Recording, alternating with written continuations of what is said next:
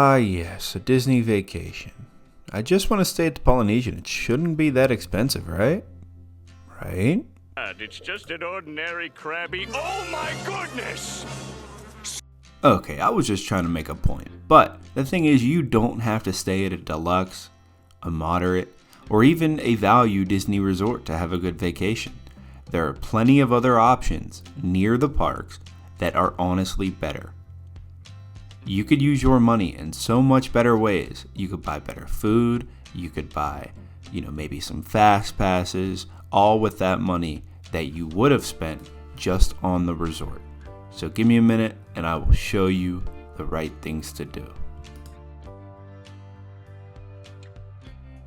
Isn't it? And when you give your income away, you have given up your economic future. So we're just going to take a look here at the Disney Resort hotels. I have this selected for February, which is next month. 2 adults, 1 child. That's a pretty standard vacation, right? So we're looking at the least expensive. That's going to be $328 a night. Now I understand, things like Pop Century are sold out, but even Art of Animation is $487 a night. And you scroll down, doesn't get any better. Polynesian, okay, you see $928. That is insanely expensive. To most people, that would be what you need to spend in a week on a hotel, not in a night. But what if I told you there is hope?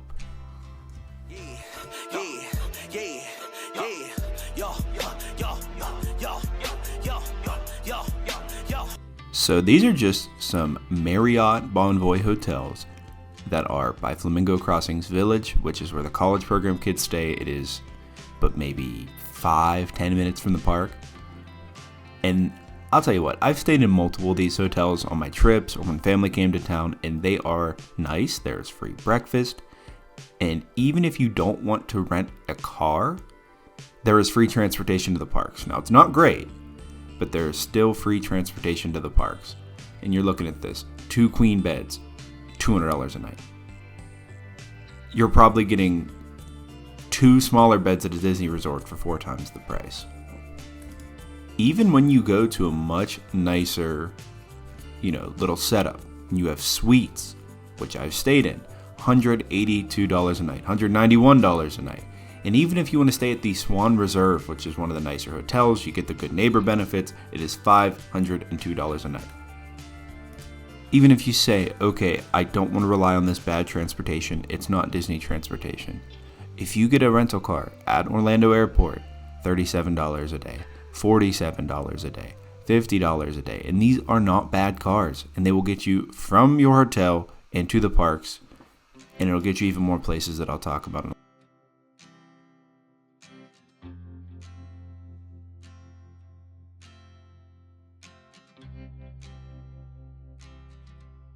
Is this what you look like packing for your Disney vacation, loading up the family car and heading to Orlando? Please, please stop it.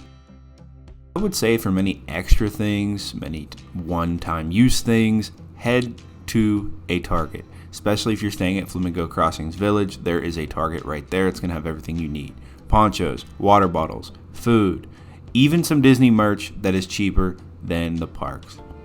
Now, it is not a huge store, but it has what you need, and even if you want to pick up a little bit of wine or whatever, it is right there in the Target. Next, I'm going to talk about Publix. There is one only a little bit down the road, so if you do have that rental car, take advantage of it, or if not, you could get Instacart, DoorDash, something like that. Also, Pub Subs, great idea to have at your hotel. Take a break from the parks, run home, eat, and that saves you a bunch of money.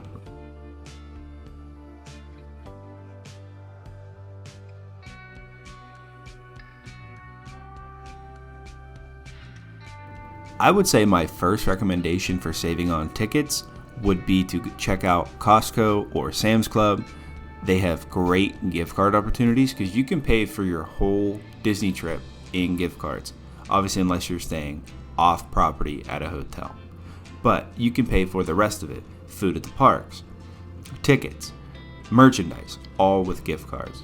So if you can save $20 on each gift card at a big box store like this, that will add up over the course of a $1,000, $2,000, $3,000 trip. Again, Sam's Club has a lot of those same deals as Costco. If you have one membership but not the other, maybe it'll be worth it to look online. The amount of money you might save on the gift cards, even if you have to buy a membership from one of these stores, still might be worth it. So that's going to be something you're going to want to check out. Also, if you live near a grocery store chain that has a reward system, like I live near Giant Eagle, they give you fuel perks for spending money. So if you spend, say, $50 on a gift card, that is $1 off groceries.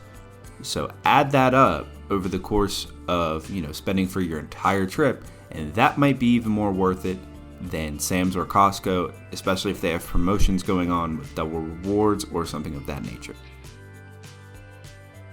The last thing I'm going to talk about here is the special offers tab on the Disney World website. Now, normally they hide it. They must need people to book because you see here they have it at the top.